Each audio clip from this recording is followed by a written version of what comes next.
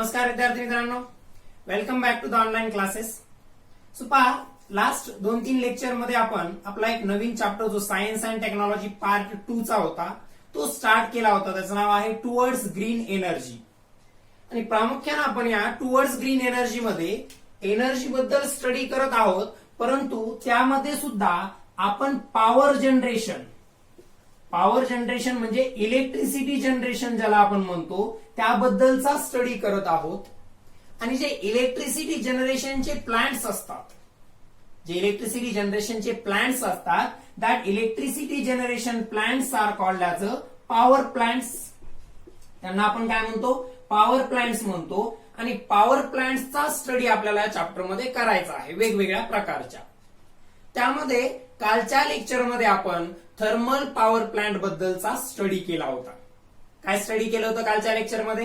Thermal power plant. पहा, एक general जे काही पर्टिक्युलरली रिप्रेझेंटेशन आहे कोणत्याही प्रकारचा पॉवर प्लांट असेल तर त्याची एक कन्सेप्ट आपण सुरुवातीच्या लेक्चरमध्ये स्टडी केली होती.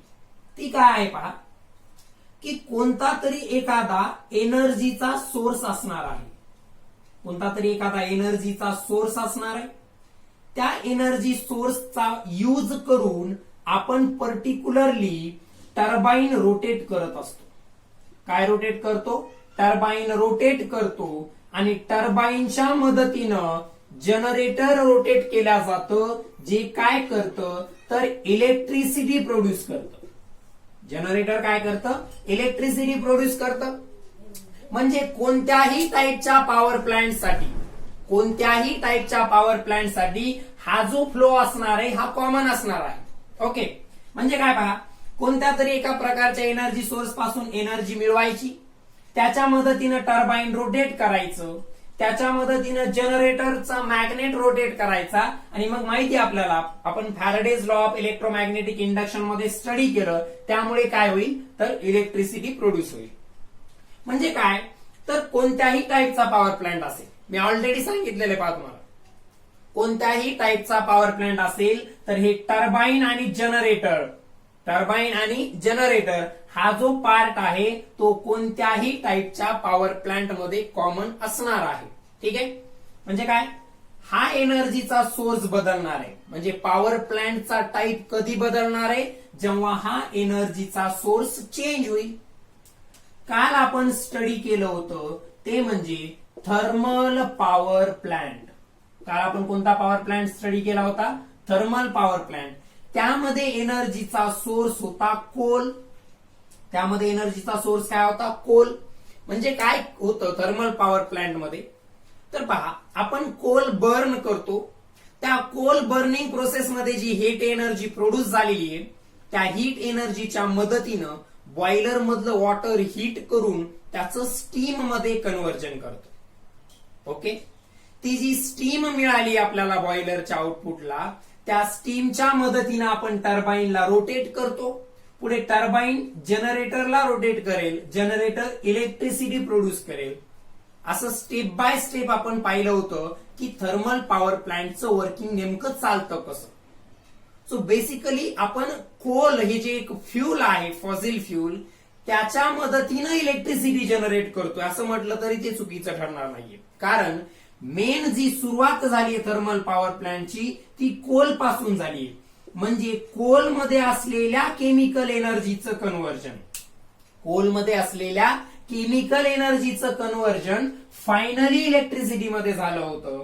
मध्ये पहिल्यांदा केमिकलचं हीटचं कायनेटिक मध्ये आणि फायनली आपल्याला इलेक्ट्रिसिटी म्हणजे इलेक्ट्रिकल एनर्जी मिळाली होती. हा पार्ट आपण काल थर्मल पॉवर प्लांट मध्ये स्टडी केला. आता पहा, एकदा थर्मल पॉवर प्लांट व्यवस्थित समजला तर हे जे पुढचे पॉवर प्लांट्स आहेत ते समजायला काही अवघड जाणार नाही.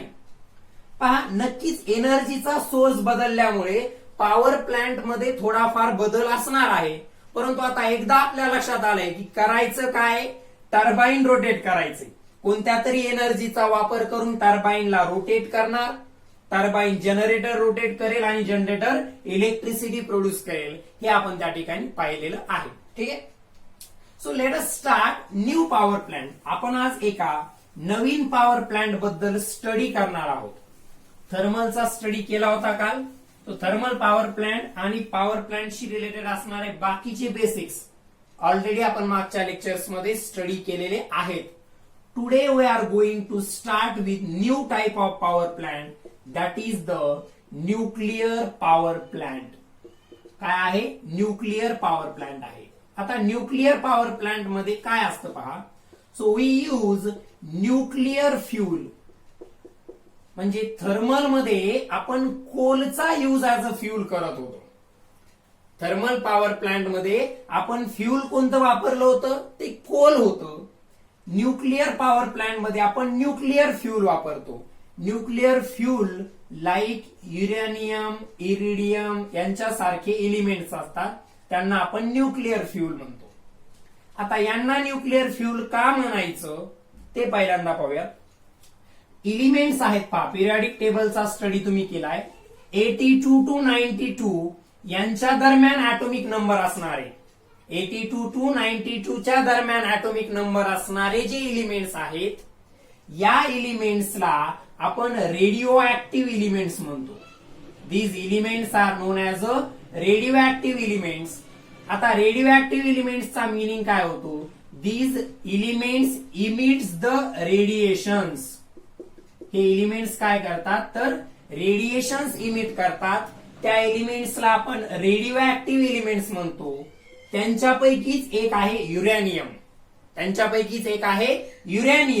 तर या युरेनियम पासून जी एनर्जी ऑब्टेन होणार आहे, त्या एनर्जीचा वापर आपण पॉवर जनरेशन साठी करणार आहोत.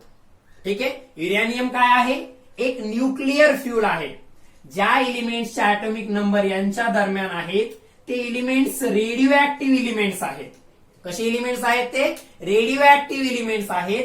म्हणजे ते एलिमेंट्स रेडिएशन्स इमिट करतात. ते रेडिओ ऍक्टिव्ह एलिमेंट्स आहेत म्हणजे ते एलिमेंट्स काय करतात? रेडिएशन्स इमिट करतात. आणि हे एलिमेंट्स रेडिएशन्स इमिट करत असल्यामुळे आपण त्यांच्यापासून एक प्रकारची एनर्जी ऑब्टेन करू शकतो. आणि या एलिमेंट्स पासून ऑब्टेन केलेल्या एनर्जीचा वापर करून आपण इलेक्ट्रिसिटी जनरेट करत असू तर त्या टाईपच्या पॉवर प्लांट्सला न्यूक्लिअर पॉवर प्लांट्स असं म्हटलं जातं. ठीक आहे. सो एक पॉइंट इथं लक्षात घ्या. न्यूक्लिअर फ्यूल वापरलं जातं. कोल ऐवजी इथं काय वापरलं जाईल? Nuclear fuel. तर सगळ्यात पहिले आपल्याला हे समजून घ्यायचंय how to obtain energy from nuclear fuel. How to obtain energy from nuclear fuel. कारण पहा, थर्मल पॉवर प्लांट मध्ये आपण जे फ्यूल यूज केलं होतं that is the coal. Thermal power plant मध्ये आपण फ्यूल कोणतं यूज केलं होतं? कोल यूज केलं होतं. कोल पासून एनर्जी ऑब्टेन करणं एक सिंपल प्रोसेस आहे. कोल पासून एनर्जी ऑब्टेन करणं एक सिंपल प्रोसेस आहे.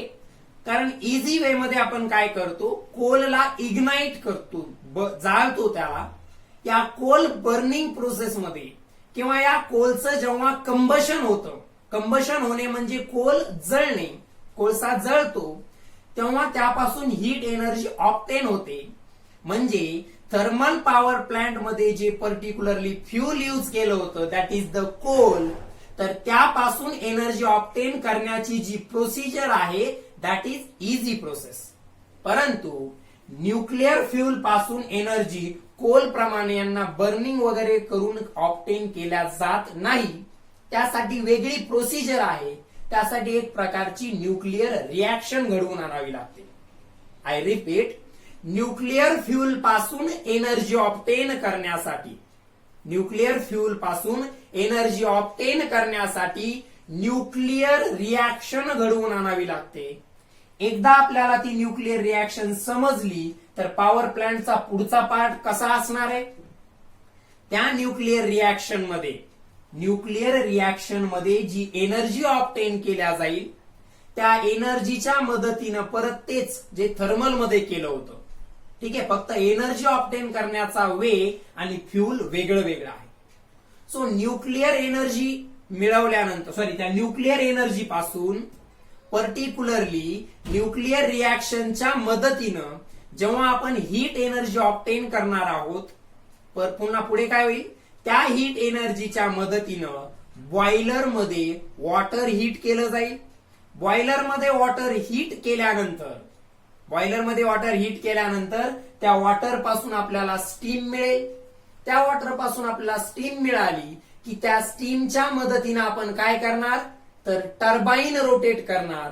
स्टीमच्या मदतीने टर्बाईन रोटेट केलं, पुढे जनरेटर रोटेट होईल आणि इलेक्ट्रिसिटी प्रोड्यूस होईल. म्हणजे फरक काय आहे फक्त, तिथं टर्बाईनला रोटेट करण्यासाठी आपण स्टीमच वापरली. न्यूक्लिअर पॉवर प्लांट मध्ये सुद्धा आपण टर्बाईनला रोटेट करण्यासाठी स्टीमच वापरत आहोत. मग बदल कशात आहे तर थर्मल पॉवर प्लांट मध्ये वॉटर पासून स्टीम मिळवण्यासाठी जी एनर्जी आपल्याला पाहिजे होती ती कोल पासून मिळाली. न्यूक्लिअर पॉवर प्लांट मध्ये वॉटर पासून स्टीम मिळवण्यासाठी जी एनर्जी आवश्यक आहे ती आपण न्यूक्लिअर फ्यूल पासून मिळवणार आहोत. तर पहिल्यांदा हे समजून घेऊया, how to obtain energy from nuclear fuel. या न्यूक्लिअर फ्यूल पासून एनर्जी कशी ऑब्टेन केली जाते किंवा त्या रिएक्शनला नेमकं काय म्हटलं जातं ते समजून घेऊया. आणि मग त्यानंतर आपली ब्लॉक डायग्राम, एनर्जी डायग्राम त्या ठिकाणी आपल्याला इझी वे मध्ये ड्रॉ करता येईल. ठीक आहे. सो काय समजून घ्यायचं आपल्याला पहिल्यांदा तर पॉवर प्लांट मध्ये पर्टिक्युलरली आपल्याला न्यूक्लिअर पॉवर प्लांट मध्ये सुद्धा आपल्याला थर्मल पॉवर प्लांट प्रमाणेच वॉटरला हीट करून त्यापासून स्टीम मिळवायची. ती स्टीम म्हणजे वॉटरचं कन्व्हर्जन स्टीम मध्ये करण्यासाठी न्यूक्लिअर फ्यूल पासून एनर्जी ऑब्टेन करायची. ती कशा प्रकारे पहा तर त्यासाठी आपण एक न्यूक्लिअर रिएक्शन घडवून आणत असतो. काय घडवून आणत असतो? न्यूक्लिअर रिएक्शन घडवून आणत असतो. ऍक्च्युली न्यूक्लिअर रिएक्शन दोन प्रकारच्या आहेत. ठीक आहे. तर त्यामधली जी रिएक्शन आपल्या कामाची आहे ती आहे न्यूक्लिअर फिजन रिएक्शन आणि दुसरी असते न्यूक्लिअर फ्युजन रिएक्शन. आता न्यूक्लिअरचा अर्थ काय होतो पहा, ऍटम मध्ये न्यूक्लियस असतं हे सगळ्यांना माहिती आहे. सो या न्यूक्लियसशी संबंधित असणाऱ्या रिएक्शनला न्यूक्लिअर रिएक्शन असं म्हटलं जातं. ठीक आहे. तुम्ही ज्या केमिकल रिएक्शन 3rd चॅप्टर मध्ये पार्ट 1 च्या स्टडी केल्या होत्या त्यांच्यामध्ये कोणाची इन्व्हॉल्वमेंट असते तर ऑर्बिट मधल्या इलेक्ट्रॉनची.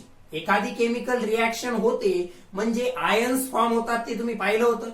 ती एकतर इलेक्ट्रॉन गेन करणे, डोनेट करणे किंवा शेअर करणे याच्या माध्यमातून होणाऱ्या रिएक्शन म्हणजे केमिकल रिएक्शन. ते तुम्ही 3rd चॅप्टर मध्ये लर्न केलंय. न्यूक्लियस जे असतं, ऍटमचं स्ट्रक्चर माहिती आहे सगळ्यांना. ऍटमच्या सेंट्रलला एक न्यूक्लियस असतं ज्याच्यामध्ये प्रोटॉन्स आणि न्यूट्रॉन्स असतात. तर न्यूक्लियसशी संबंधित असणाऱ्या रिएक्शन म्हणजे न्यूक्लिअर रिएक्शन. याच्यामध्ये दोन रिएक्शन आहेत, एक न्यूक्लिअर फिजन रिएक्शन, दुसरी असते न्यूक्लिअर फ्युजन रिएक्शन. पहा, आपल्याकडे गॅलेक्सीज आहेत वेगवेगळ्या. युनिव्हर्सचा स्टडी आपण केला स्पेस मिशन मध्ये थोडाफार. तर जे स्टार्स आहेत, स्टार्स वरती जी कंटिन्युअसली एनर्जी प्रोड्यूस होत असते ती या न्यूक्लिअर फ्युजन रिएक्शन नव्हते. स्टार्स वरती जी एनर्जी प्रोड्यूस होते ती न्यूक्लिअर फ्युजन रिएक्शन नव्हती. ती आपल्याला इथं स्टडी करायची नाहीये. ती तुम्ही ऑलरेडी 8th स्टँडर्ड मध्ये स्टडी केलेली आहे. आपल्याला पॉवर प्लांट मध्ये जी रिएक्शन होते ती स्टडी करायची, ती म्हणजे न्यूक्लिअर फिजन रिएक्शन. पहा, सो लिहितोय मी इथं युरेनियम नावाचा एक एलिमेंट आहे, माहितीये तुम्हाला. युरेनियम 235. इथं वरती जे लिहितात ते त्याचं काय असतं, ऍटॉमिक मास असतं, हे तुम्हाला माहितीये. या युरेनियम 235 वरती न्यूट्रॉनची बंबार्डमेंट केली जाते. कशाची बंबार्डमेंट केली जाते? न्यूट्रॉनची. पहा, युरेनियम 92 235 न्यूट्रॉन म्हणजे 0 1 अशा प्रकारे असतं. ठीक आहे. कारण इथं जे लिहितो आपण तो ऍटॉमिक नंबर असतो आणि वरती जे लिहितो तो ऍटॉमिक मास नंबर असतो. युरेनियमचा ऍटॉमिक नंबर 92 आहे, ऍटॉमिक मास नंबर 235 आहे. न्यूट्रॉन साठी आपण ऍटॉमिक नंबर इथं 0 का लिहिलंय? कारण न्यूट्रॉन आपण ऍटॉमिक नंबर मध्ये कॅल्क्युलेट करत नाही. त्याचं तो फक्त कुठे काउंट करतो आपण? ऍटॉमिक मास नंबर सांगताना. ठीक आहे. तुम्ही स्टडी केला असेल ऍटॉमिक नंबर म्हणजे काय आणि ऍटॉमिक मास नंबर म्हणजे काय. प्रोटॉनची संख्या म्हणजे ऍटॉमिक नंबर, प्रोटॉनची संख्या म्हणजे ऍटॉमिक नंबर, आणि प्रोटॉन प्लस न्यूट्रॉन याला ऍटॉमिक मास नंबर म्हणतो. म्हणजे ऍटॉमिक नंबर मध्ये न्यूट्रॉनचा संबंध येतो का? नाही. म्हणून न्यूट्रॉनच्या ऍटॉमिक नंबरच्या तिथं आपण 0 लिहितो. ठीक आहे. सो अशा प्रकारे काय केलंय, युरॅनियम 235, युरॅनियम 92 235, युरॅनियमच्या या पर्टिक्युलर आयसोटोप वरती न्यूट्रॉनची बंबार्डमेंट केली, म्हणजे त्याच्यावरती न्यूट्रॉन हिट केला आहे. तेव्हा काय होतं, तर हा युरॅनियम 92 235 या न्यूट्रॉनला ऍब्झॉर्ब करून घेईल. तो काय करेल, या न्यूट्रॉनला ऍब्झॉर्ब करून घेईल. यानं न्यूट्रॉनला ऍब्झॉर्ब केल्यामुळे हा आता युरॅनियम 92 236 असा बनेल. ठीक आहे. पहा, युरॅनियमच आहे तो, परंतु तो आता युरॅनियम 236 झालेला आहे. तो काय झाला, युरॅनियम 236 झालेला आहे. याचा मिनिंग काय होतो पहा, तर युरॅनियम हा युरॅनियमचा ऍटॉमिक नंबर 92 आहे, इथं पण ऍटॉमिक नंबर 92 आहे, कारण त्यानं एक न्यूट्रॉन ऍब्झॉर्ब केलाय. युरॅनियम वरती आपण बंबार्डमेंट कशाची केली आहे, न्यूट्रॉनची. एखादा एलिमेंट जेव्हा न्यूट्रॉन ऍब्झॉर्ब करून घेतोय तेव्हा त्याच्या ऍटॉमिक नंबर मध्ये काही चेंज होत नसतो, तेव्हा त्याच्या ऍटॉमिक नंबर मध्ये काही चेंज होत नसतो, परंतु त्याचा ऍटॉमिक मास नंबर 1 न वाढला. आता युरॅनियम 92 235 वरती एका न्यूट्रॉनची बंबार्डमेंट केली, एक न्यूट्रॉनची बंबार्डमेंट त्याच्यावरती केल्यानंतर तो न्यूट्रॉन त्यानं ऍब्झॉर्ब करून घेतला. तो न्यूट्रॉन त्यानं काय केला, ऍब्झॉर्ब करून घेतला. न्यूट्रॉन ऍब्झॉर्ब करून घेतल्यानंतर तो बनलेला आहे युरॅनियम 92 236. हा खूप अनस्टेबल असतो, हा काय असतो, खूप अनस्टेबल असतो. मग युरॅनियमचा हा 92 236 हा जो काही आयसोटोप आहे तो खूप अनस्टेबल असल्यामुळे त्याचं ब्रेकडाऊन होतं, म्हणजे त्याचं फ्युजन होतं. फ्युजन म्हणजे सेपरेशन होणं, फ्युजन म्हणजे एकत्र येणं, फ्युजन म्हणजे सेपरेशन होणं. तर या युरॅनियम 92 236 चं सेपरेशन होऊन त्या ठिकाणी बेरियम आणि क्रिप्टॉन हे 2 वेगवेगळे न्यूक्लियस तयार होतात, आणि या प्रोसेसमध्ये खूप लार्ज अमाऊंट मध्ये एनर्जी सुद्धा प्रोड्यूस होते. ही एनर्जी आपल्याला पॉवर प्लांट मध्ये वापरायची आहे. तर या रिॲक्शनचं नाव आहे न्यूक्लिअर फ्युजन रिॲक्शन. रिॲक्शनचं नाव काय आहे, न्यूक्लिअर फ्युजन रिॲक्शन. फ्युजनचा मिनिंग काय होतो, सेपरेट होणं. प्रोसिजर परत समजून घ्या. युरॅनियम 92 235 या युरॅनियमच्या आयसोटोप वरती न्यूट्रॉनची बंबार्डमेंट केल्या जाते. ठीक आहे. काय केल्या जातं, न्यूट्रॉनची बंबार्डमेंट केल्या जाते. न्यूट्रॉनची बंबार्डमेंट केल्यानंतर आपल्याला एक अनस्टेबल न्यूक्लियस मिळतो. युरॅनियमचा हा 92 236 हा काय आहे, एक अनस्टेबल आहे. अनस्टेबल न्यूक्लियसचा अर्थ तो या कंडिशन मध्ये जास्त वेळ राहूच शकत नाही, म्हणून त्याची स्प्लिटिंग होते. त्या स्प्लिटिंग मध्ये 2 नवीन एलिमेंट बेरियम आणि क्रिप्टॉन तयार होतात. तसंच खूप लार्ज अमाऊंट मध्ये एनर्जी रिलीज होते, प्लस आणखीन 3 न्यूट्रॉन रिलीज होतात. काय काय होतंय पहा. युरॅनियम 92 235 वरती न्यूट्रॉनची बंबार्डमेंट केल्यानंतर एक अनस्टेबल न्यूक्लियस तयार होतो युरॅनियम 92 236 चा, जो अनस्टेबल असल्यामुळे त्याची स्प्लिटिंग होऊन बेरियम आणि क्रिप्टॉन फॉर्म होतात. या प्रोसेसला न्यूक्लिअर फ्युजन म्हणायचं. या प्रोसेसमध्ये खूप लार्ज अमाऊंट मध्ये एनर्जी प्रोड्यूस होते. तसंच बेरियम आणि क्रिप्टॉन सोबत आणखीन 3 न्यूट्रॉन सुद्धा रिलीज होतात. बेरियम आणि क्रिप्टॉन सोबत आणखीन 3 न्यूट्रॉन सुद्धा रिलीज होतात. आता पुढे काय होईल पहा. एका न्यूट्रॉननं एका युरॅनियमच्या न्यूक्लियसला अनस्टेबल केलं होतं, त्याची स्प्लिटिंग होऊन बेरियम आणि क्रिप्टॉन तयार झाले. आता या प्रोसेसमध्ये जे 3 न्यूट्रॉन रिलीज झालेले आहेत, या प्रोसेसमध्ये जे 3 न्यूट्रॉन रिलीज झालेत, हे 3 न्यूट्रॉन परत नवीन 3 ऍटम्स जे आहेत किंवा न्यूक्लियस आहेत युरॅनियम 92 235 चे, हे ऍब्झॉर्ब करून घेतील. त्या तिघांचं परत अशा प्रकारे स्प्लिटिंग होईल. म्हणजे ही रिॲक्शन अशीच कंटिन्युअसली चालूच राहते. पहा, त्या रिॲक्शनला एकदा पूर्ण लिहितोय, तुमच्या व्यवस्थित लक्षात येईल. समजून घ्या, ही रिॲक्शन समजली की न्यूक्लिअर पॉवर प्लांट लगेच आपल्या लक्षात आलाच म्हणून समजा. ठीक आहे. सो काय होतं आपल्याकडे, युरेनियम 92-235. ठीक आहे. हा युरेनियमचा न्यूक्लियस, याच्यावरती एका न्यूट्रॉनची बंबार्डमेंट केली, तो युरेनियमचा न्यूक्लियस त्या न्यूट्रॉनला ऍब्झॉर्ब करून घेईल. त्याला ऍब्झॉर्ब करून घेतल्यानंतर काय झालं तर एक न्यूट्रॉन वाढला. पहा इथं जी संख्या आहे 92 ही प्रोटॉनची आहे, कारण ऍटॉमिक नंबर म्हणजे कशाची संख्या असते, प्रोटॉनची संख्या असते. परंतु आणि हा ऍटॉमिक मास नंबर म्हणजे काय, प्रोटॉन प्लस न्यूट्रॉनची संख्या आहे. आता त्या युरेनियमच्या न्यूक्लियसनं काय केलंय, एक न्यूट्रॉन ऍब्झॉर्ब केलाय, म्हणजे प्रोटॉनची संख्या बदलली नाही, परंतु न्यूट्रॉनची संख्या एक वाढली, म्हणजे ऍटॉमिक नंबर काय होता, प्रोटॉन प्लस न्यूट्रॉन म्हणजे ऍटॉमिक नंबर होता. आणि नुसती प्रोटॉनची संख्या म्हणजे ऍटॉमिक नंबर म्हणजे नुसती प्रोटॉनची संख्या, आणि हा 235 प्रोटॉन प्लस न्यूट्रॉन याला ऍटॉमिक मास नंबर म्हणतो आपण. याला काय म्हणतात, ऍटॉमिक मास नंबर म्हणतात.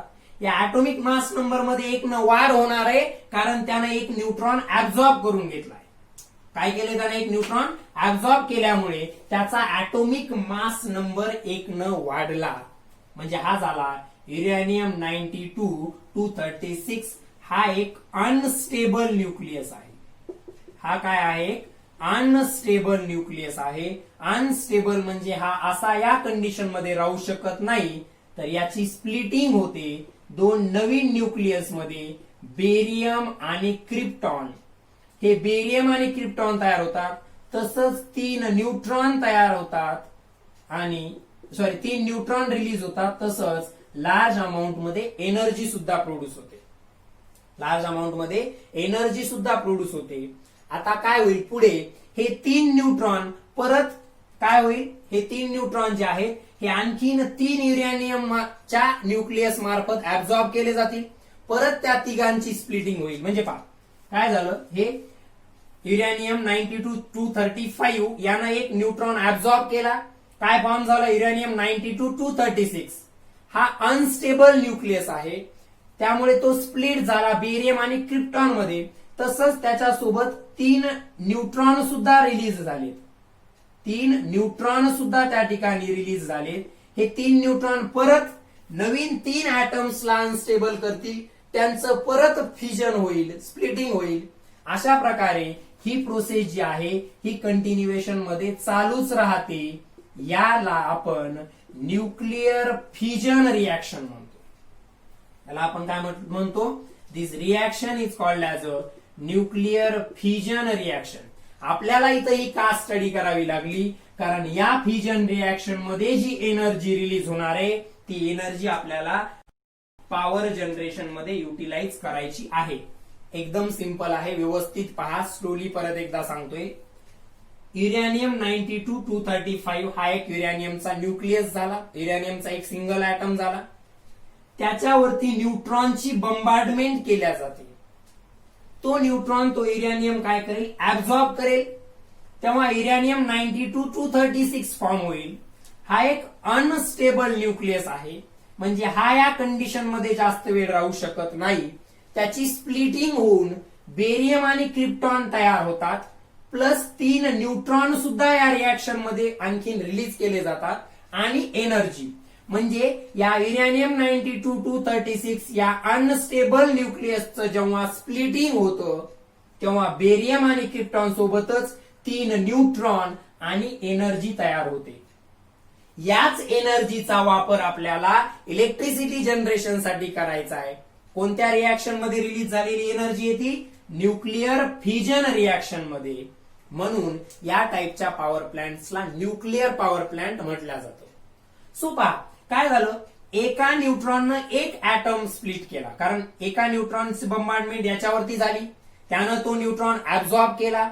न्यूट्रॉन ऍब्झॉर्ब केल्यानंतर हा 92-236 हा अनस्टेबल न्यूक्लियस फॉर्म झाला युरेनियमचा, त्याची लगेच स्प्लिटिंग होते. आता हे जे 3 न्यूट्रॉन रिलीज झाले, जसं पहा या एका न्यूट्रॉननं या एका ऍटमला त्या ठिकाणी अनस्टेबल केलं होतं. हे 3 न्यूट्रॉन अशाच प्रकारच्या पुढे हे 3 न्यूट्रॉन अशाच प्रकारच्या युरेनियम 92-235 च्या 3 ऍटमला अनस्टेबल युरेनियम 92-236 मध्ये कन्वर्ट करतील आणि परत त्यांची पण स्प्लिटिंग होईल. म्हणजे बघा, या एका न्यूट्रॉननं याला केलं होतं अनस्टेबल न्यूक्लियस 92-236 मध्ये कन्वर्ट. हा जेव्हा स्प्लिट झाला तेव्हा आपल्याला आणखीन 3 न्यूट्रॉन मिळाले.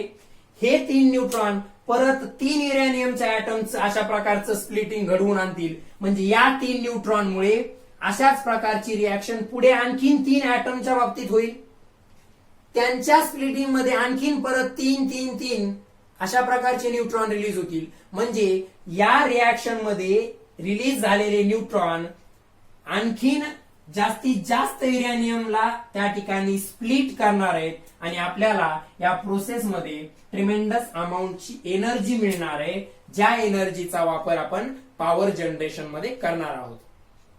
तर या प्रकारे जी एनर्जी त्या ठिकाणी पॉवर प्लांट मध्ये ऑब्टेन केल्या जाते त्या रिॲक्शनला म्हणायचं न्यूक्लिअर फ्युजन रिॲक्शन.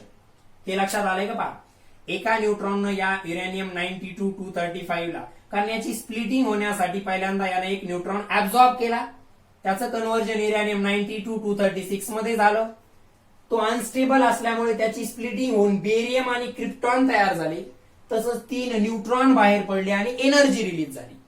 हे 3 न्यूट्रॉन अशाच प्रकारच्या आणखीन 3 ऍटमला त्या ठिकाणी अनस्टेबल बनवून स्प्लिट करतील. त्यांच्यामध्ये सुद्धा स्प्लिटिंग मध्ये बेरियम क्रिप्टॉन आणि 3 न्यूट्रॉन आणि एनर्जी रिलीज होईल. म्हणजे प्रत्येक रिॲक्शनच्या वेळेस म्हणजे प्रत्येक एका सिंगल ऍटमच्या स्प्लिटिंगच्या वेळेस काय होणार आहे? एनर्जी रिलीज होणार आहे आणि इतर रिलीज झालेली ही एनर्जी आपण पॉवर जनरेशन साठी वापरणार आहोत. हे या ठिकाणी लक्षात ठेवायचं आहे. So this reaction is nuclear fusion reaction आणि या न्यूक्लिअर फ्युजन रिॲक्शन मध्ये जी एनर्जी रिलीज झाली त्याचा वापर आपल्याला पॉवर प्लांट मध्ये करायचा आहे. So come back to the point, nuclear power plant. Nuclear power प्लांटची आता मी ब्लॉक डायग्राम ड्रॉ करतोय. त्या ब्लॉक डायग्राम वरून तुमच्या लक्षात येईल. सो सगळ्यात पहिले असणार आहे न्यूक्लिअर रिॲक्टर. इथं काय असणार आहे? न्यूक्लिअर रिॲक्टर, ज्याला युरेनियम सारख्या एलिमेंट त्याच्यामध्ये फ्यूल म्हणून यूज केला जातो. This uranium is the nuclear fuel. आपण आता जी स्टडी केली रिॲक्शन कोणती? Nuclear fusion reaction. ती न्यूक्लिअर फ्युजन रिॲक्शन या न्यूक्लिअर रिॲक्टर मध्ये होत असते. ती न्यूक्लिअर फ्युजन रिॲक्शन ही न्यूक्लिअर रिॲक्टर मध्ये होत असते. मग न्यूक्लिअर रिॲक्टर मध्ये एकदा ती न्यूक्लिअर फ्युजन आपण आताच स्टडी केली, ती न्यूक्लिअर फ्युजन रिॲक्शन या न्यूक्लिअर रिॲक्टर मध्ये घडवून आणली की काय होतं? न्यूक्लिअर फ्युजन रिॲक्शन मध्ये एनर्जी रिलीज होती. त्या एनर्जीच्या मदतीनं बॉयलर मध्ये वॉटर हीट करायचं. त्या एनर्जीच्या मदतीनं बॉयलर मध्ये वॉटर हीट करायचं. त्या वॉटरचं कन्व्हर्जन स्टीम मध्ये होईल. परत स्टीमचा यूज करून टर्बाईन रोटेट करणार. त्या टर्बाईनच्या मदतीनं जनरेटर रोटेट करणार आणि जनरेटर काय करत आहे? तर जनरेटर इलेक्ट्रिसिटी प्रोड्यूस करत आहे, आपल्याला माहिती आहे. म्हणजे तुम्ही जर व्यवस्थित लक्ष दिलं या ब्लॉक डायग्राम कडे तर तुमच्या लक्षात येईल. पुढे आपल्याला माहिती आहे टर्बाईन पासून स्टीम कुठे जाते? रिव्हर्स. टर्बाईन पासून स्टीम जाते कंडेन्सरला आणि कंडेन्सर पासून परत ते बॉयलरला रिव्हर्स फीड केलं जातं. तर हे काय आहे? कंडेन्सर. काय होतं आपल्याला माहिती आहे. याच्यामध्ये काय होतं? टर्बाईनला रोटेट केल्यानंतर जी स्टीम शिल्लक राहिली तिचं कंडेन्सेशन करायचं म्हणजे वॉटरमध्ये कन्व्हर्जन करायचं आणि ते वॉटर परत बॉयलरला द्यायचं. हे आपण थर्मल पॉवर प्लांट मध्ये सुद्धा लर्न केलेलं आहे.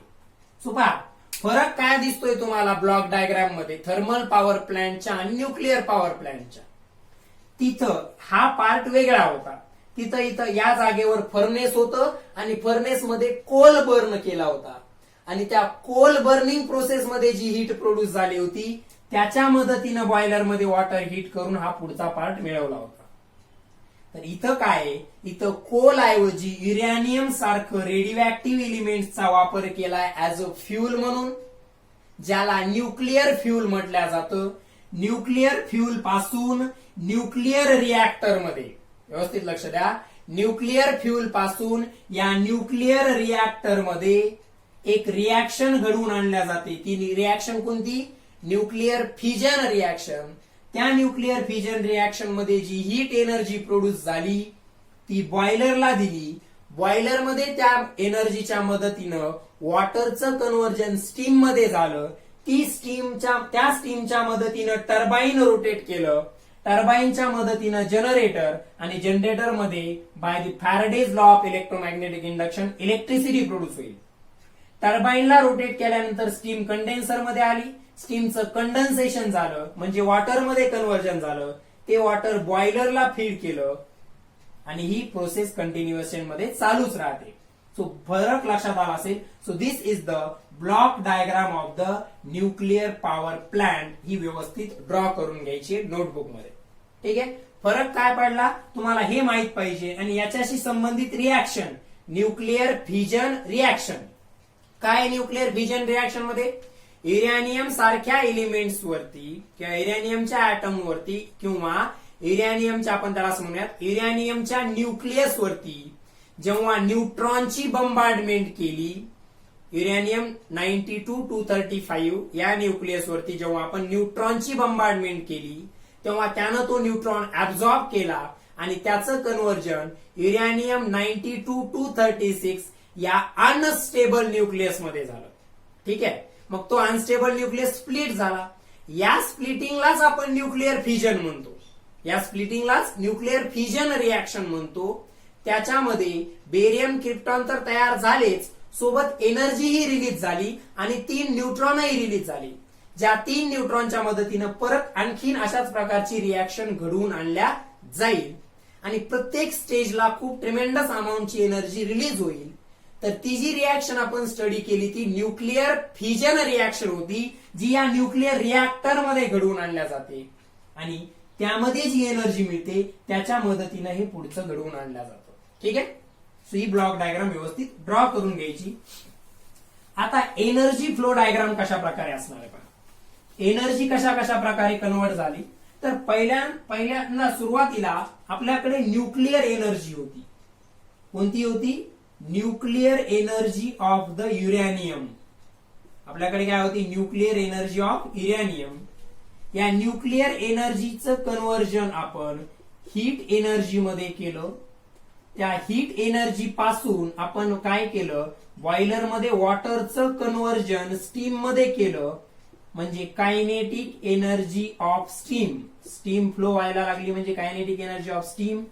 त्यानंतर पुढे कायनेटिक एनर्जी, ही स्टीम कुठे गेली? टर्बाईनला. कायनेटिक एनर्जी ऑफ टर्बाईन आणि फायनली आपल्याला जी मिळते ती म्हणजे इलेक्ट्रिकल एनर्जी. फायनल जी एनर्जी मिळाली ती कोणती आहे?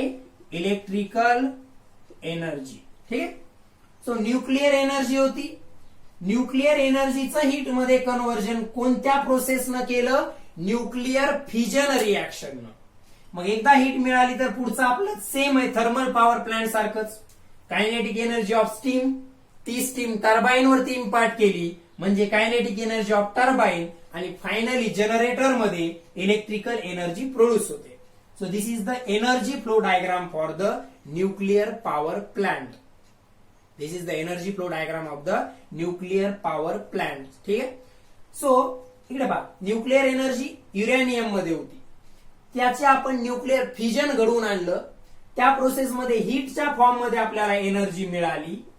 त्या एनर्जीचा वापर करून बॉयलरमध्ये वॉटर हीट केलं.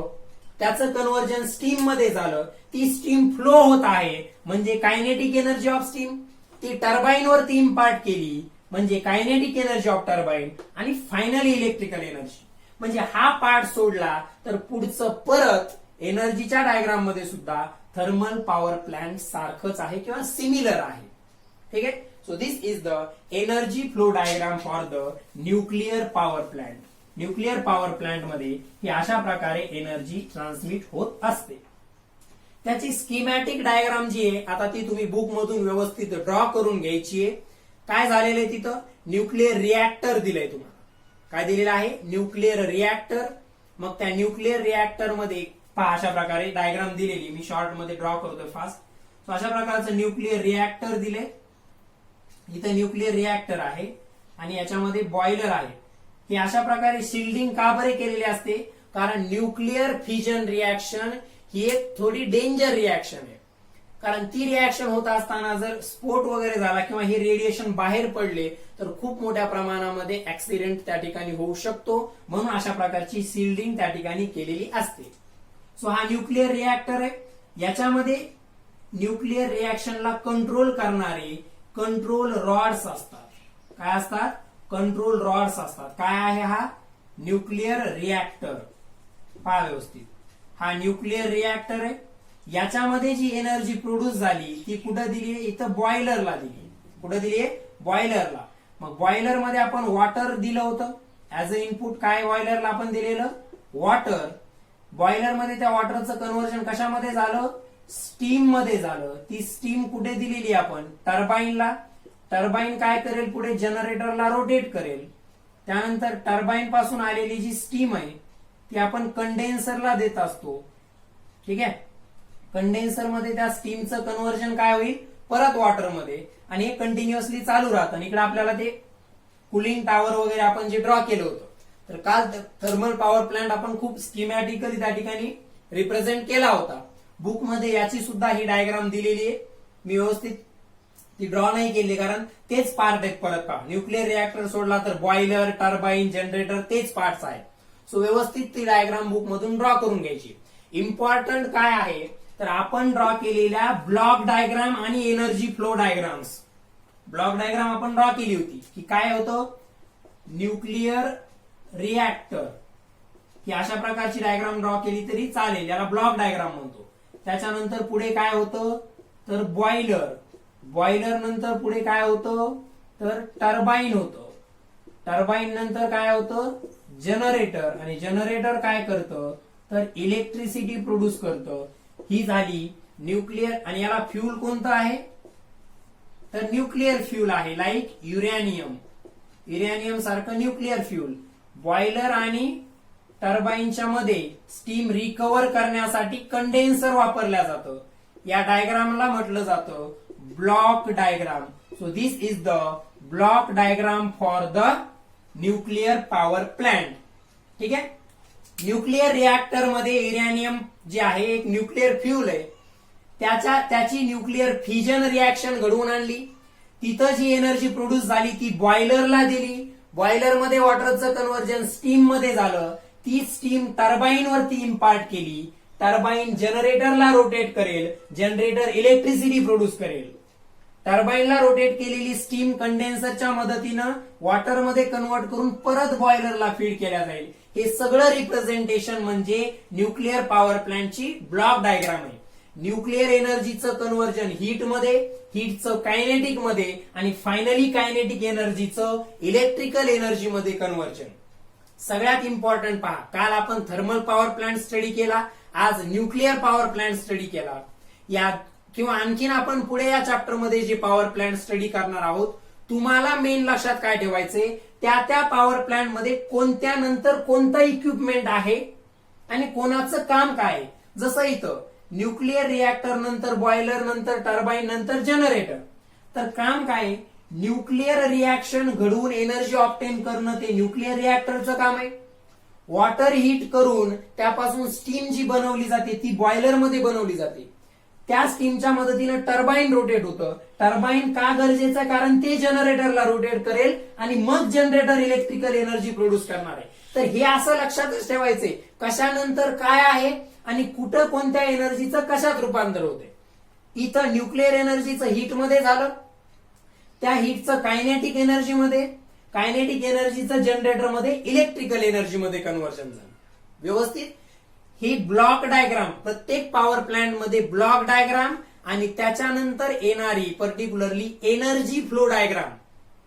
म्हणजे न्यूक्लिअर पॉवर प्लांट मध्ये काय झालेलं आहे तर पर्टिक्युलरली न्यूक्लिअर एनर्जीचं इलेक्ट्रिकल मध्ये कन्व्हर्जन झालंय, परंतु ते डायरेक्ट झाले का? नाही.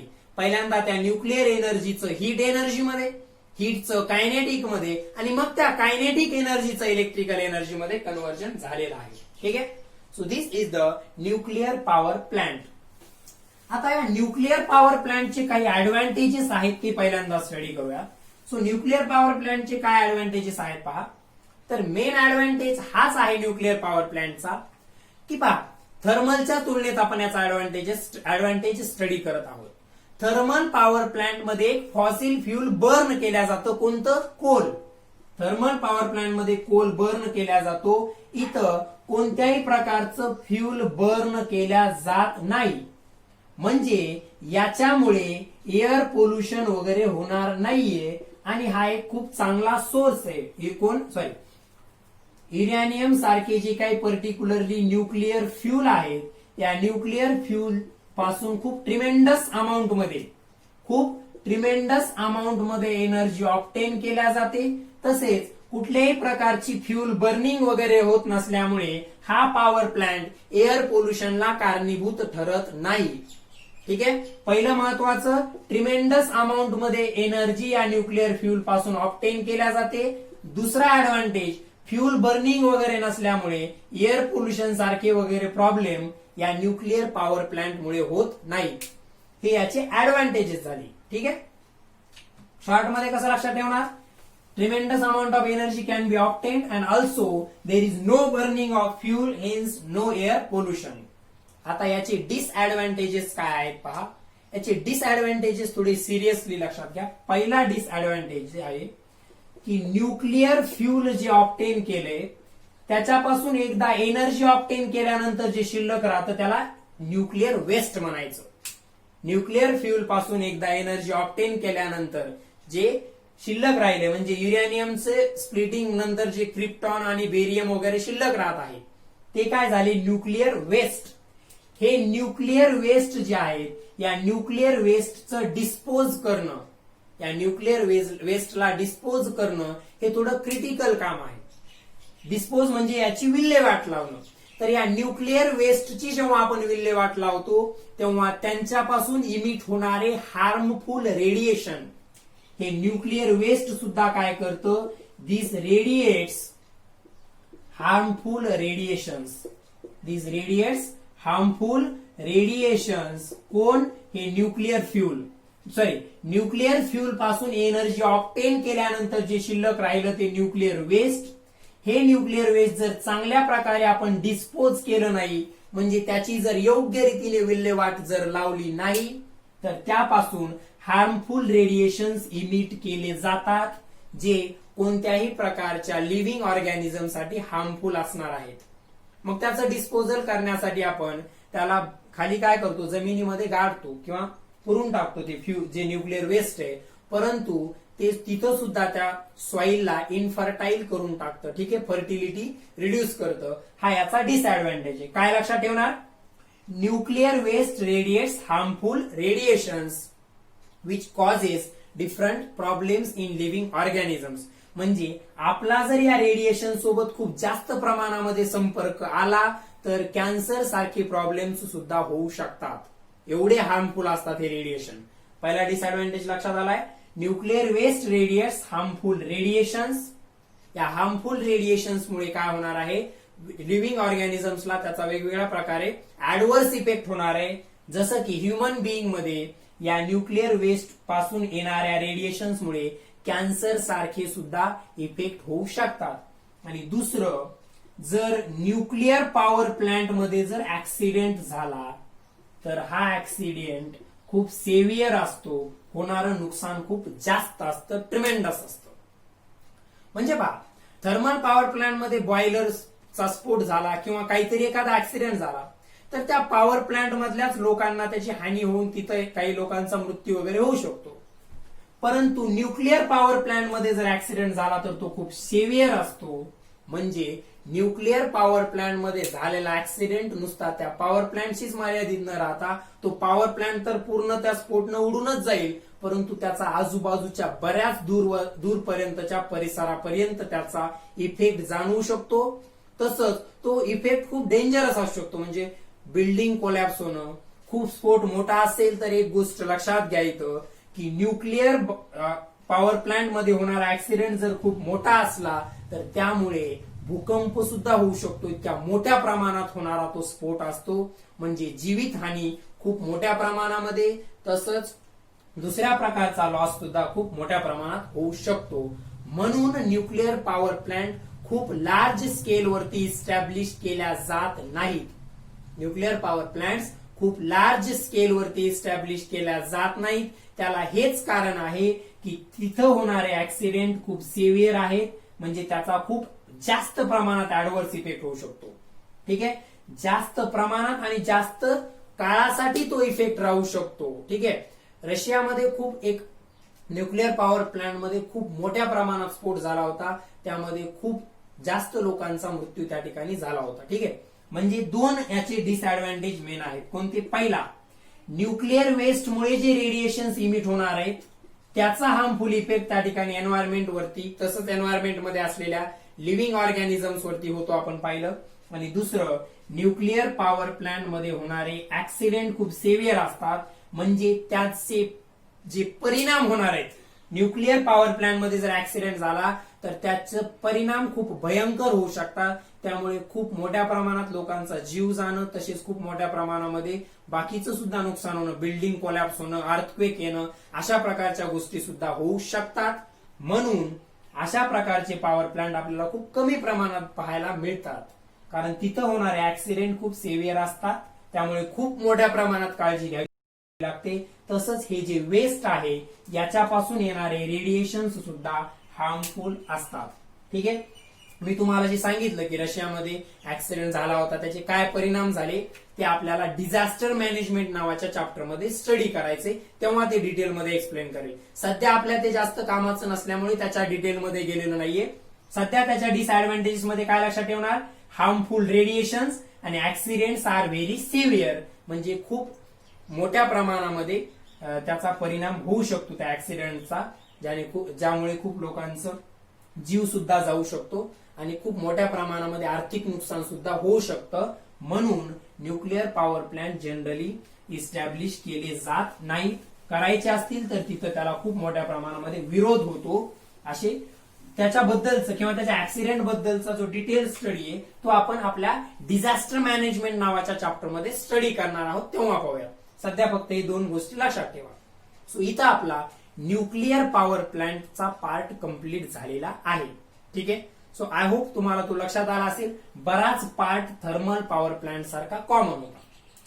आता थर्मल पॉवर प्लांट आणि न्यूक्लिअर पॉवर प्लांट बद्दलची एक गोष्ट तुमच्या लक्षात आली असेल तर ती अशी आहे पहा, की दोघांमध्येही टर्बाईन वरती स्टीमच इम्पार्ट केली जाते. ऑब्व्हियसली फ्यूल वेगवेगळे, पण केलं काय जातं दोन्ही ठिकाणी, म्हणजे थर्मल मध्ये कोल पासून एनर्जी ऑब्टेन करून वॉटरचं स्टीम मध्ये कन्व्हर्जन केलं जातं. न्यूक्लिअर मध्ये न्यूक्लिअर रिॲक्शनने एनर्जी ऑब्टेन करून वॉटरचं स्टीम मध्ये कन्व्हर्जन केलं जातं. म्हणजे टर्बाईन वरती आपण स्टीमच इम्पार्ट करणार आहोत. म्हणून या दोन्ही टाईपच्या पॉवर प्लांट मध्ये जे टर्बाईन यूज केले जातात त्यांना स्टीम टर्बाईन्स म्हटलं जातं. त्यांना काय म्हटलं जातं? स्टीम टर्बाईन्स असं म्हटलं जातं. आता आपण आणखी एका नवीन पॉवर प्लांट बद्दल स्टडी करणार आहोत जो खूप इझी आहे, तो म्हणजे गॅस पॉवर प्लांट. पहा, ज्यामध्ये coal as a fuel use केलं तो होता थर्मल पॉवर प्लांट. ज्याच्यामध्ये युरेनियम सारखे रेडिओ ऍक्टिव्ह एलिमेंटचा फ्यूल म्हणून यूज केला तो होता न्यूक्लिअर पॉवर प्लांट. ज्यामध्ये नॅचरल गॅस चा यूज केला जातो फ्यूल म्हणून, त्याला नॅचरल गॅस पॉवर प्लांट किंवा सिम्पली गॅस पॉवर प्लांट असं म्हटलं जातं. मग इथं काय असतं पहा, गॅस बर्न करायचं, मात्र इथं वॉटर वगैरे हीट करून स्टीम वगैरे मिळवली जात नाही. मग नेमकं काय होतं गॅस पॉवर प्लांट मध्ये ते डायरेक्टली त्याच्या डायग्राम वरूनच समजून घेऊया. ठीक आहे, सो त्यामध्ये काय काय असतं पहा, तर अशा प्रकारची त्याची अरेंजमेंट असते. तुमच्या बुकमध्ये सुद्धा डायग्राम दिलेली आहे. So this C is for compressor. आता ते कॉम्प्रेसर काय असतं ते आपण पाहणार आहोत. पहिल्यांदा डायग्राम पहा. दिस इज अ एअर. मग कॉम्प्रेसर मधून बाहेर निघाल्यानंतर ती एअरच राहणार आहे, परंतु ती कॉम्प्रेस्ड एअर असणार आहे. कशी असणार आहे? Compressed air. मग ही कॉम्प्रेस्ड एअर पुढे कंबशन चेंबरला दिली जाते. This C is the combustion chamber. या कंबशन चेंबरला आणखी इनपुट दोन आहेत, एक कॉम्प्रेस्ड एअर आणि दुसरा आहे that is the natural gas. पुढे या याच्यामध्ये जे कंबशनचे प्रोडक्ट्स असणार आहेत ते त्या ठिकाणी अशा प्रकारे टर्बाईन वरती इम्पार्ट केले जातात. दिस इज द गॅस टर्बाईन. आपण अगोदरच्या 2 पॉवर प्लांट्स मध्ये जे टर्बाईन वापरलं होतं ते स्टीम टर्बाईन होतं, कारण आपण तिथं स्टीमचा यूज करत होतो. तिथं कशाचा स्टीम यूज करत होतो? आपण स्टीमचा यूज करत होतो. इथं आपण गॅसचा यूज केलाय म्हणून गॅस टर्बाईन. आणि हे एक्झॉस्ट गॅसेस. एक्झॉस्ट गॅसेस टर्बाईनला रोटेट केल्यानंतर इथं रिकव्हर वगैरे काही केल्या जात नाही. आणि पुढे टर्बाईनच्या पुढे काय असणार आहे? जनरेटर. आणि जनरेटर काय करणार आहे? तर जनरेटर इलेक्ट्रिसिटी प्रोड्यूस करणार आहे, हे आपल्याला माहिती आहे. कॉम्प्रेसर म्हणजे काय? तर एअरला कॉम्प्रेस करणारं डिव्हाइस आहे. आता कॉम्प्रेस केल्यामुळे काय होतं? तर एअरचं प्रेशर आणि टेम्परेचर वाढतं. कॉम्प्रेस केल्यामुळे काय होतं? एअरचं प्रेशर आणि टेम्परेचर वाढत असतं. म्हणजे कॉम्प्रेसर काय करतं? तर समजा एवढ्या जागेमध्ये एअर आहे, ठीक आहे, एवढ्या जागेमध्ये हे एअरचे मॉलिक्युल्स आहेत अशा प्रकारे. तर इकडनं याला प्रेस केलं तर एवढ्या जास्त जागेमध्ये असलेले हे एअरचे मॉलिक्युल आपण दाबून एवढ्याच जागेमध्ये बसवले अशा प्रकारे. म्हणजे खूप जास्त जागेमध्ये असलेली एअर दाबून म्हणजे कॉम्प्रेस करून कमी जागेत आणणं, म्हणजे त्याला आपण एअर कॉम्प्रेस केली असं म्हणतो. नक्कीच तुमच्या लक्षात आलं असेल की या कॉम्प्रेस केल्यामुळे एअरचं प्रेशर वाढतं. कॉम्प्रेस केल्यामुळे एअरचं प्रेशर आणि टेम्परेचर वाढतं. म्हणजे कॉम्प्रेसर काय करेल पहा. कॉम्प्रेसर ऍटमॉस्फिअर कडून एअर सक करेल. ती एअर कॉम्प्रेसर मध्ये कॉम्प्रेस केल्या जाईल. हे सी म्हणजे कॉम्प्रेसर आहे. C is the compressor. So atmosphere पासून सक केलेली एअर या कॉम्प्रेसर मध्ये कॉम्प्रेस केल्या जाईल. म्हणजे त्या एअरचं प्रेशर अँड टेम्परेचर इन्क्रीज होईल. त्या एअरचं प्रेशर आणि टेम्परेचर इन्क्रीज होईल. ही अशा प्रकारची कॉम्प्रेस केलेली एअर म्हणजे हाय प्रेशर हाय टेम्परेचर असलेली एअर कंबशन चेंबरला, सीसीचा अर्थ होतो कंबशन चेंबर, म्हणजे याच्यामध्ये कंबशन होणार आहे. कंबशन म्हणजे जळणे, काहीतरी जळणे. So this CC is the combustion chamber. CC काय आहे? कंबशन चेंबर आहे. सो या कॉम्प्रेस केलेली एअर या कंबशन चेंबर मध्ये पास केली.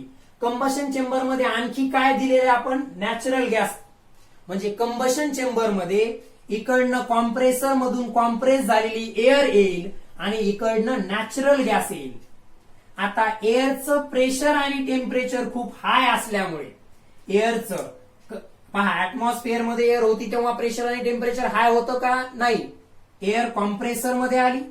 कॉम्प्रेसर मध्ये एअरचं कॉम्प्रेशन झालं म्हणजे एअरचं प्रेशर आणि टेम्परेचर वाढलं. ही high temperature high pressure air जेव्हा या कंबशन चेंबर मध्ये नॅचरल गॅसच्या कॉन्टॅक्ट मध्ये आली, कंबशन चेंबर मध्ये जेव्हा नॅचरल गॅसच्या कॉन्टॅक्ट मध्ये आली तेव्हा तो गॅस इग्नाइट झाला म्हणजे जळायला लागला. आता ही कॉम्प्रेस झालेली एअर आणि इकडनं आलेला नॅचरल गॅस इथं इग्नाइट झाले म्हणजे जळायला लागले. त्या बर्निंग प्रोसेस त्यांचं कंबशन झालं. जळायला लागले म्हणजे त्यांचं काय झालं? कंबशन चेंबर मध्ये त्यांचं कंबशन झालं. ते कंबशन झाल्यानंतर जे गॅसेस प्रोड्यूस झाले, ते कंबशन झाल्यानंतर जे गॅसेस प्रोड्यूस झाले ते टर्बाईन वरती इम्पार्ट केले. ते गॅसेस कसे होते? त्यांचं सुद्धा टेम्परेचर आणि प्रेशर हाय आहे. म्हणजे हाय टेम्परेचर हाय प्रेशर गॅसेस जेव्हा त्या टर्बाईन वरती इम्पार्ट झाले तेव्हा टर्बाईन रोटेट व्हायला लागलं. टर्बाईन रोटेट झालेलं ते जनरेटरला सुद्धा रोटेट करेल. जनरेटर पुढे इलेक्ट्रिसिटी प्रोड्यूस करेल, हे आपल्याला माहिती आहे. आता या गॅस टर्बाईनला रोटेट केल्यानंतर ते गॅसेस आपण मागे पाहिलेल्या पॉवर प्लांट मध्ये जसं आपण स्टीमला रिकव्हर करत होतो, इथं हे गॅसेस रिकव्हर वगैरे केले जात नसतात. ते तसेच ऍटमॉस्फिअर मध्ये एक्झिट केले जातात किंवा सोडले जातात. अशा प्रकारे लक्षात घ्या. टर्बाईन रोटेट झाल्यानंतर जी एनर्जी तयार होणार आहे ती जनरेटरला रोटेट करण्यासाठी वापरली आणि इलेक्ट्रिसिटी प्रोड्यूस करण्यासाठी. त्याच एनर्जीचा थोडा पार्ट कॉम्प्रेसरला रन करण्यासाठी सुद्धा वापरला जातो. म्हणजे कॉम्प्रेसर सुद्धा या टर्बाईन वरतीच रन होतं. आणि परंतु पहा, टर्बाईनची मॅक्झिमम एनर्जी कोणाला जाते? जनरेटरला. खूप कमी अमाऊंटची एनर्जी या कॉम्प्रेसरला रन करण्यासाठी वापरल्या जाते. सो काय काय झालं? एनर्जी इलेक्ट्रिकल एनर्जी पर्यंत कसे पोहोचलो आपण पहा. इथं कॉम्प्रेसर आहे, कॉम्प्रेसर नंतर कंबशन चेंबर, नंतर टर्बाईन आणि इकडे जनरेटर. ऍटमॉस्फिअर पासून कॉम्प्रेसर एअरला सक करेल, त्या एअरला सक केल्यानंतर कॉम्प्रेसर मध्ये एअर कॉम्प्रेस होईल. ही कॉम्प्रेस्ड एअर आणि नॅचरल गॅस कुठे एकत्र आले? कंबशन चेंबर मध्ये. या एअरचं टेम्परेचर प्रेशर हाय असल्यामुळे नॅचरल गॅस इग्नाइट झाला. तिथं ही एअर आणि नॅचरल गॅसचं कंबशन झालं. कंबशन झाल्यानंतर कंबशनचे जे गॅसेस आहेत, या कंबशनच्या गॅसेसचं टेम्परेचर आणि प्रेशर कसं असणार आहे? खूप हाय. तर कंबशन झाल्यानंतरचे high pressure high temperature gases, combustion झाल्यानंतरचे high pressure high temperature gases, high pressure and high temperature gases हे टर्बाईन वरती इम्पार्ट झाले. त्यांनी टर्बाईनला रोटेट केलं, त्यामुळे नंतर पुढे त्याला कनेक्ट असलेलं जनरेटर रोटेट झालं. जनरेटर इलेक्ट्रिसिटी प्रोड्यूस करेल. हा पार्ट आपल्याला माहिती आहे. मात्र हे गॅस टर्बाईन आहे. अगोदरच्या पॉवर प्लांट मध्ये आपण जे पाहिलं होतं ते स्टीम टर्बाईन होतं. हे गॅस टर्बाईन आहे. एकदा टर्बाईनला रोटेट केल्यानंतर हे गॅसेस ऍटमॉस्फिअरला असे सोडून दिले जातात. रिकव्हर वगैरे काही केल्या जात नाही. So this is the gas power plant. Simple आहे. कॉम्प्रेसर मध्ये एअर कॉम्प्रेस करायची, ती कंबशन चेंबर मध्ये आणायची, सोबतच कंबशन चेंबर मध्ये नॅचरल गॅस येईल, तिथं त्यांचं बर्निंग होईल, कंबशन होईल. हाय टेम्परेचर आणि प्रेशर असणारे कंबशनचे गॅसेस टर्बाईन वरती इम्पार्ट करायचे. टर्बाईन रोटेट होईल, ते जनरेटरला रोटेट करेल. जनरेटर पुढे इलेक्ट्रिसिटी प्रोड्यूस करेल. So this is the schematic of the gas power plant. He gas power प्लांटची स्कीमॅटिक आहे. त्याची ब्लॉक डायग्राम आणि एनर्जी फ्लो डायग्राम आपण इथं ड्रॉ करूयात. तुमच्या लक्षात येईल. हे व्यवस्थित नोटबुक मध्ये ड्रॉ करायचं. टेक्स्ट बुक रीड करायचं या चॅप्टर मध्ये लाईन टू लाईन. आणि काही अडचण असेल तर विचारायची आहे, ते मी तुम्हाला ऑलरेडी काल सांगितलेलं आहे. ठीक आहे. सो ब्लॉक डायग्राम मध्ये काय? तर सगळ्यात पहिले काय होतं आपल्याकडे? कॉम्प्रेसर आहे. काय आहे? कॉम्प्रेसर. कॉम्प्रेसर नंतर पुढे काय आहे? Combustion chamber. जिथं कंबशन होतं त्याला आपण काय म्हणतो? Combustion chamber. कंबशन चेंबरला आणखी इकडनं काय देणार आहेत आपण? Natural gas. कॉम्प्रेसर कडून येणारे एअर आणि इकडनं नॅचरल गॅस कुठे आलं? Combustion chamber. कंबशन चेंबर मध्ये ज्या गॅसेसचं कंबशन झालं ते पुढे कुठे गेले?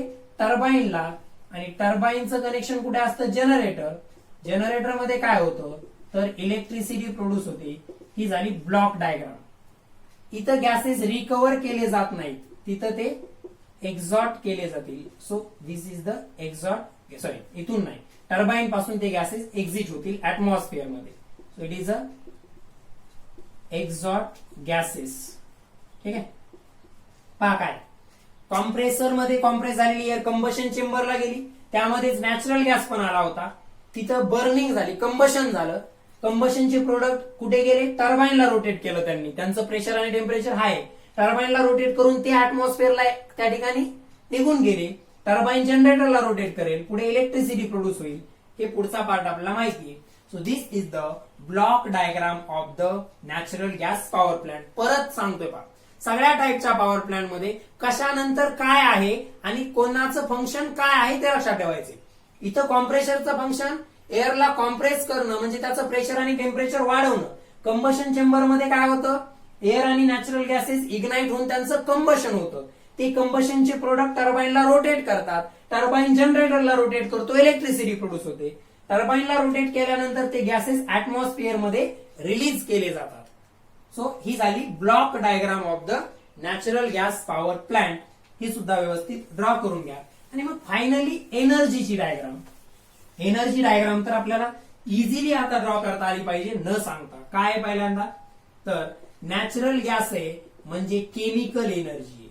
काय आहे? नॅचरल गॅस आहे म्हणजे chemical energy of that natural gas. त्या नॅचरल गॅसची केमिकल एनर्जी. त्या केमिकल एनर्जी पासून काय मिळाली आहे? So kinetic energy of gases.